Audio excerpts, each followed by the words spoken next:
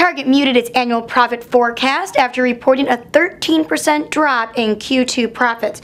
Target is the latest in a string of retailers, including Walmart, that have lowered their expectations due to an uncertain economy.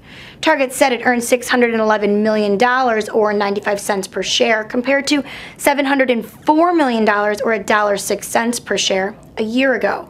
Revenue at stores opened at least a year rose 1.2%, below the 1.9% analysts expected. With expectations rising that the Federal Reserve may soon begin to tighten the monetary spigot, emerging markets are beginning to feel the pressure.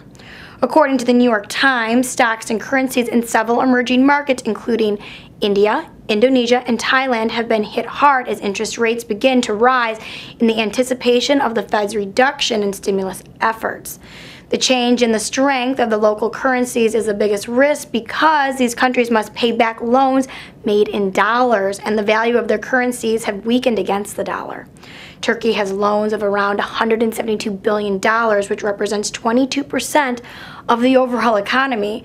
Its currency has recently lost 4.2% against the dollar.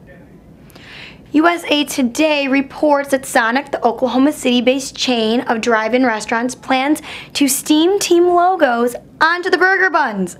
Schools included are Oklahoma, Texas, and Louisiana. A special deal offers an Oklahoma Sooner brisket cheeseburger and the University of Louisiana a Ragin' Cajun Bulldog burger. Ingredients appeal to local tastes. Sonic relies on local sales and believes it will create significant buzz. The stamp is made with tapioca starch and steamed onto the bun from wax paper just before the burgers are served. Burgers are generally 10 cents higher than the normal price. Reporting from Millionaire Corner, I'm Heather Kiley. Thanks for watching.